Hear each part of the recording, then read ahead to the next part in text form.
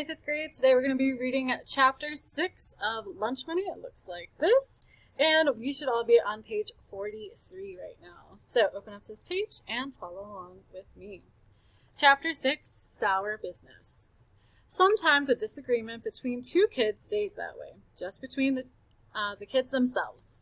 But the clash between Greg and Maura had always been right out in the open, and it had deep historical roots.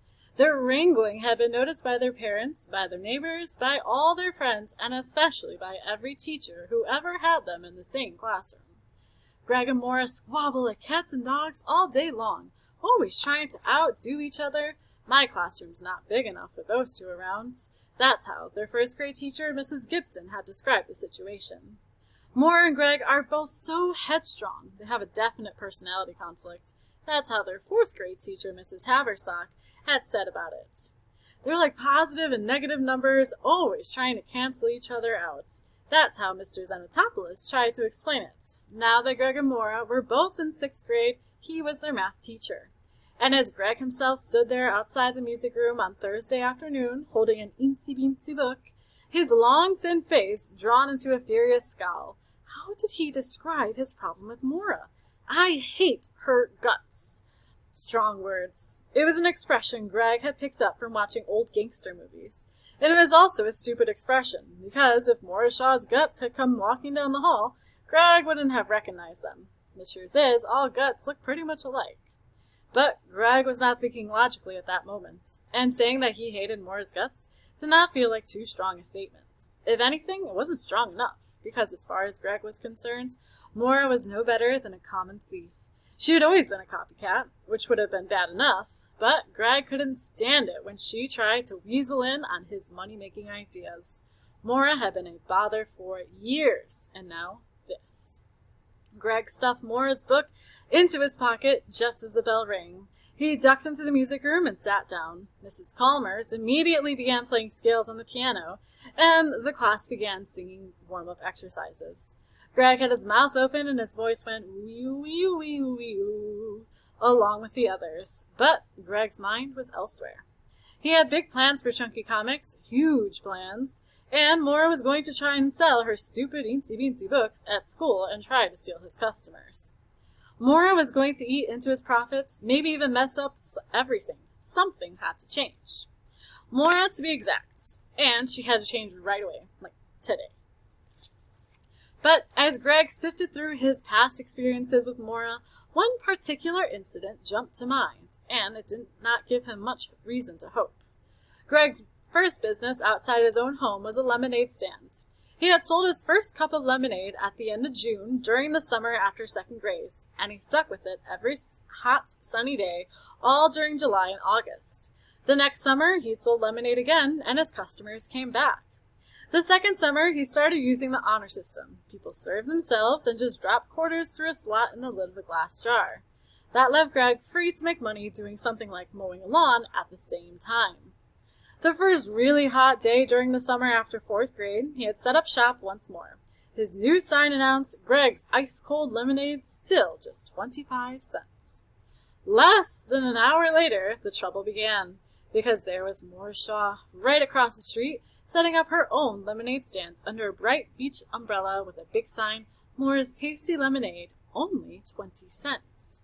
All afternoon, Greg had watched helplessly. About half his customers stopped and bought lemonade from Maura.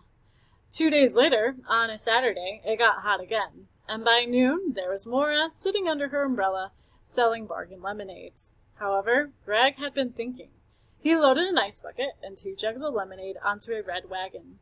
Then he began pulling the wagon around the neighborhood, delivering cold cups of lemonade right into the sweaty hands of the people who were outside mowing and trimming and working in their gardens. Direct delivery was a great idea, and some people bought 2 or 3 refills. Greg was making good money. But 20 minutes later, there was Maura on the other side of the street pulling a wagon, selling her lemonade exactly the same way.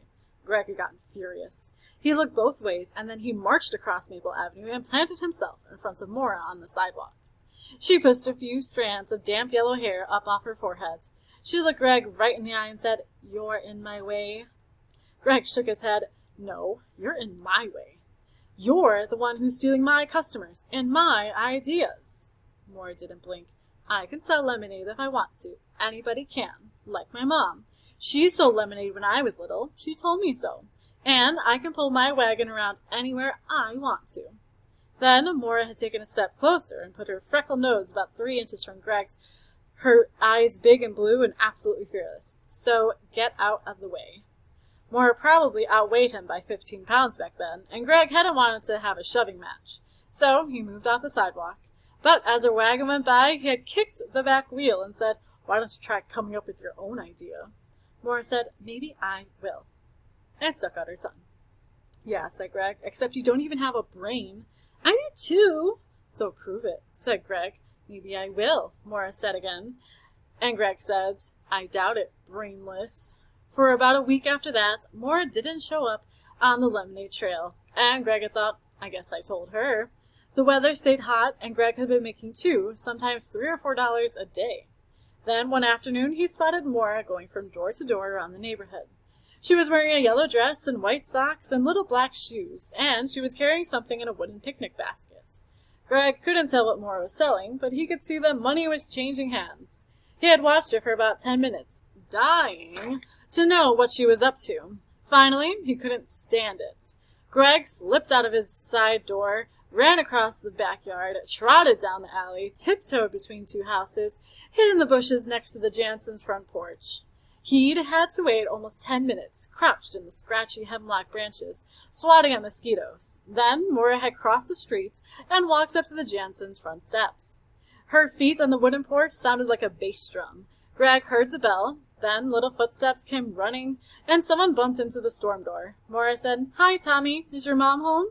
Timmy Jansen was just about 3. After a long pause, he said, "She's my mommy." Moira said, "Uh-huh. Can you call your mommy for me?" Another pause. Timmy said, "She's my mommy." Moira laughed and said, "I know. So just turn around and shout, 'Mommy, someone's at the door.' You can do that, right? So call her. Go on, call her. Your mommy is at home, isn't she?" Another long pause. "She's my mommy." Moira gave up, and she called through the screen, "Mrs. Jansen, Mrs. Jansen, it's me, Moira Shaw. Is anybody home?" Greg had heard bigger footsteps, and then, "Oh, hello, Moira. Don't you look pretty today? It's not Girl Scout cookie time, is it?" "Oh, no. I'm selling potholders. I made them myself." Over in the bushes, Greg had almost burst out laughing. "Potholders? That is so dumb." Mrs. Jansen thought otherwise. "These are beautiful, Moira. So colorful. And you say you made them all by yourself?" "Uh-huh." "Well, I want these 2 for myself. And these blue and pink ones will go perfectly in my sister's kitchen. How much are you charging?" $2 each. "Ooh, a bargain. I'm going to buy an extra pair for myself." Greg heard Mrs. Jansen walk away, come back, and open the storm door, and then Greg heard his favorite sound in all the world, the whisper of crisp bills as the money was counted out, except the bills were being counted into Moira's open hands. "Here's a 5 and 6, 7, 8, 9, 10, 11. Would you mind taking 4 quarters?" "Not at all." Greg heard the coins. Then Mrs. Jansen had said, "And that makes $12. Moira said, "Thank you." "And thank you, Moira. We'll think of you every time we use these potholders in the kitchen. Won't we, Timmy?" And Timmy said, "She's my mommy." Greg had heard enough.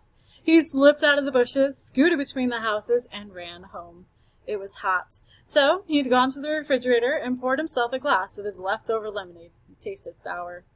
Greg remembered grabbing a pencil and a memo pad so he could do some calculating. If Moira had gone around all around the neighborhood, and if every mom who was home had bought a couple of potholders, then she might have made as much as $50 in one afternoon. $50 was serious money. Then the doorbell had rung, and his mom had called from the basement. "Greg, would you see who's at the door?" It was Moira. She had smiled at Greg and said, "Hello, little boy. Is your mommy at home?" Greg glared at her. Then he grinned and said, "She's my mommy." Moira's blue eyes had gotten wide and then narrowed. She pointed an accusing finger and said, "You were spying on me? Over at the Jansens, weren't you?" Greg's grin got bigger, and again he said, "She's my mommy." Then, whoop, He slammed the door in Mora's face. It felt so good. The bell rang again, and as he opened the door for the second time, Greg called over his shoulder, "Mom, there's something at the door for you." Greg's mom had bustled into the front hallway. "Mora, I was hoping you'd come by. Mrs. Altman called and said you were walking around selling the prettiest potholders. I'd hope you have some nice ones left for me." Greg had gone up about 4 steps on the front hall stairs and leaned against the banister so he could look over his mom's shoulder. There was a yellow cloth covering the bottom of the basket, and the potholders were arranged so they looked like diamonds instead of squares. "These are lovely, Mora. How much do they cost?" Mora had hesitated half a second, and then she said, $3. "3," Greg said. "I thought there were $2 each." But Mora had held her ground. "I've only got 4 left, and these are my best ones. These are $3 each." Greg had known exactly what Mora was doing. She was raising her prices, trying to discover the most a customer would actually pay. It was a smart thing to do. Something Greg would have done himself. And sure enough, his mom had said, "Only $3 for a beautiful handmade potholder? I'll take all 4 of them." And she'd gone to get her purse. Mora had known she had just won a battle. She looked up at Greg, giving him a big smile, and said, "Still think I don't have a brain? I just made $12. Another $12. Right here at your house. Say, I'm thirsty." She pulled a quarter from the pocket of her dress and held it out to him. "Could you give me a cup of lemonades?" Greg curled up his lip and said, "I wouldn't give you." But just then his mom came back. He hadn't finished that sentence. He turned around, stomped up the stairs, and then down the hall to his bedroom and slammed the door. Sitting there in the music room, more than a year after the lemonade battles, Greg still remembered clearly what had happened next. He had walked over to his bedroom window and watched Mora walk across Maple Avenue to her front door, swinging her empty picnic basket, as she pushed another $12 into her dress pockets. And he remembered thinking that making those potholders and selling them to moms had been a smart idea. And getting dressed and putting that nice cloth in the bottom of the basket, also smart. And Greg remembered that he'd had to admit that the girl he had called brainless was actually a good thinker. Mora did have a brain, and not backing down when he had caught her charging $3 per pot holder instead of 2, that had taken some guts. And remembering that Mora had guts reminded Greg how much he hated them. Mora was a tough competitor, and in another 35 minutes he'd see her, because they were both in level 4 math. It was time for a showdown. And that is the end of chapter 6.